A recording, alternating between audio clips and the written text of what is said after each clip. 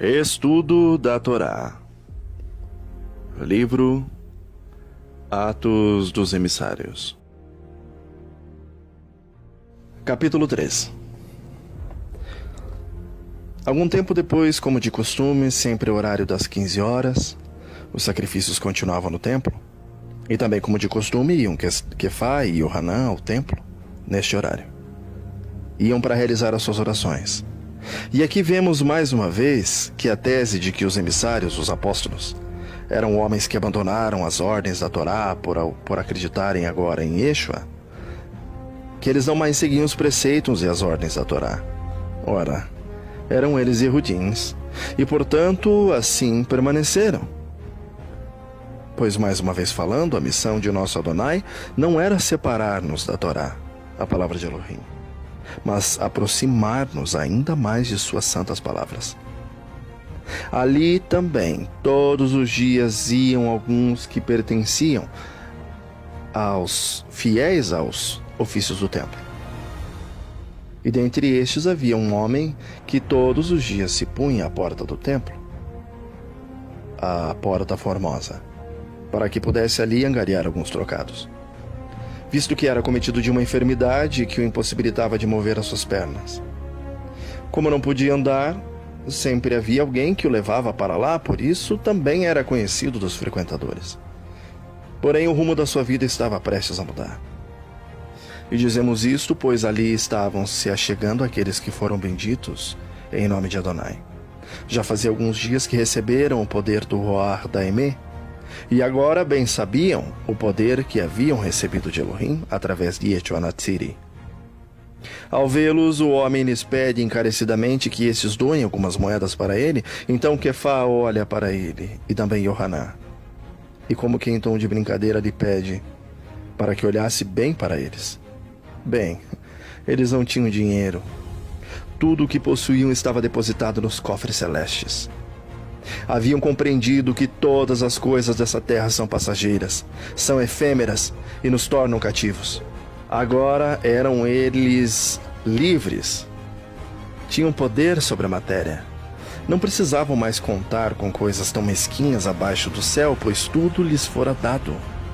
Até mesmo poder sobre as coisas invisíveis.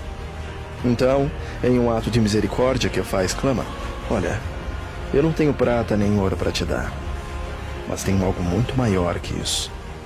Algo que irá te saciar para todo sempre. E em nome de Yeshua Natsiri HaMashiach, eu digo, levanta e anda. Que tremendo seria se chegássemos a tal nível de Roar. Tantas coisas poderíamos fazer, a tantos poderíamos socorrer. Não haveria mais doentes. As pessoas não sofreriam mais com as enfermidades que hoje as aprisionam.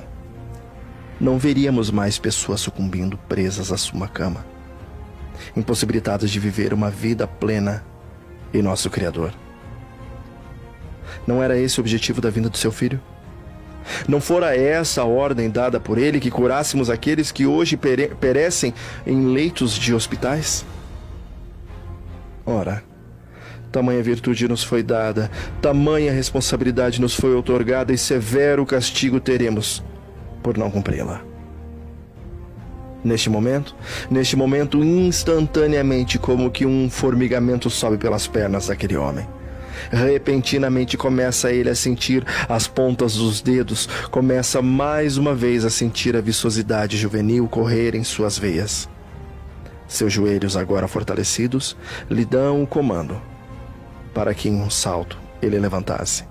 E assim ele fez. E assim se fez. E ao fazê-lo com grande júbilo, começa agora entre risos e lágrimas a louvar a Elohim. E entrando saltitante no templo, louvando e engrandecendo o nome do Criador, entregasse o poder renovador do Pai Celestial. Ao ver tal cena, muitos dos que ali estavam entram em choque. Ora, há alguns dias atrás um profeta estava atuando entre eles, mas eles mesmos o viram morrer. E agora Hashem havia operado novamente entre eles. Pasmos, perplexos, não podiam entender como tal proeza poderia acontecer. E Kefá e Yohanan, pegando aquele homem, levaram-no para baixo de uma espécie de marquise, chamada de alpendre de Shlomo. Ao ver que todo o povo estava ali para ver o acontecido, bravamente Quefá, o impulsivo, agora beneficamente falando, fala para com o povo. Muitos dos que estavam ali viram o que havia sido feito do filho de Elohim, e como fora ele injustiçado, injuriado, caluniado, agredido e morto com morte de cruz. Bem sabiam eles que ele era de fato filho de Elohim, pois assim muitos exclamaram quando ele rendeu o roar. Porém, parecia que a vergonha por tal ato lhes impedia de tocar novamente nesse assunto, como se quisessem escolher fechar os olhos para não ver, temendo assim o castigo divino. Agora Quefá os recorda de todos esses atos e fatos. Eles indaga por que de estarem atônitos, e por que olhavam para Quefá e Yohanan como quem pensando que dele saíra tal poder. Não fora esta a promessa de Elohim para o seu povo? Ora, ele mesmo revelou a natureza divina de Yeshua, que eles mesmos entregaram a Pilatos, e ainda o negaram como se fosse solto, mesmo após as ordens do governador, para que ele fosse solto.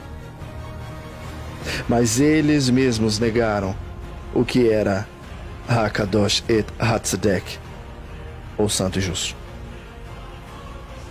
e pediram para que soltassem no seu lugar um homicida, condenando assim à morte aquele que é Hassari, Haim, o príncipe da vida. E que o próprio Elohim ressuscitou do mundo dos mortos, e de tal fato foram os talmidins que ali estavam testemunhas oculares. Não fora por eles que tal milagre acontecera, mas pela emuná em seu nome, que aquele homem que ali estava fora curado. E não só isso, mas também fora a ele devolvida perfeita saúde.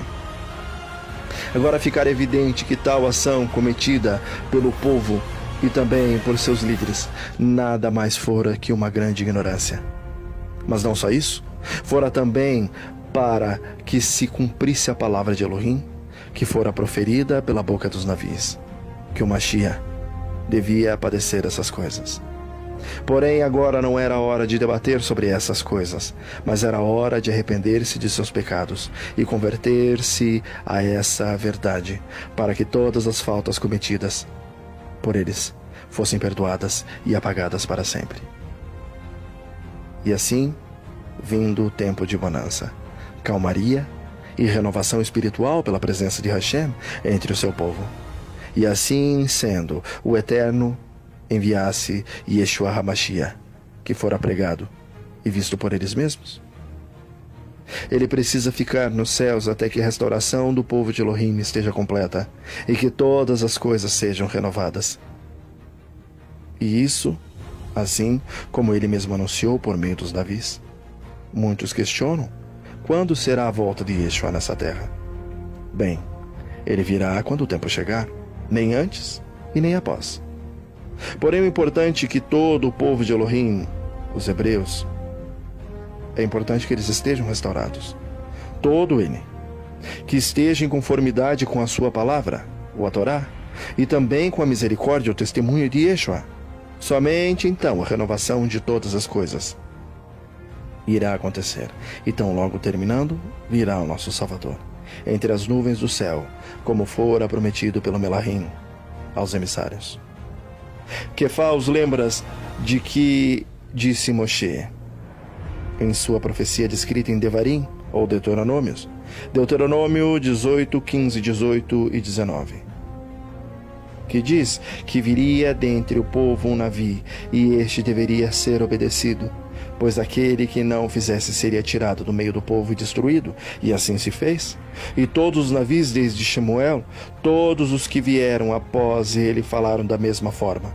Então Quefá os lembra que eles eram filhos de todos esses navios, e também da aliança de Elohim havia feito com os pais deles, que da descendência de Abraão seriam abençoados todos os povos da terra.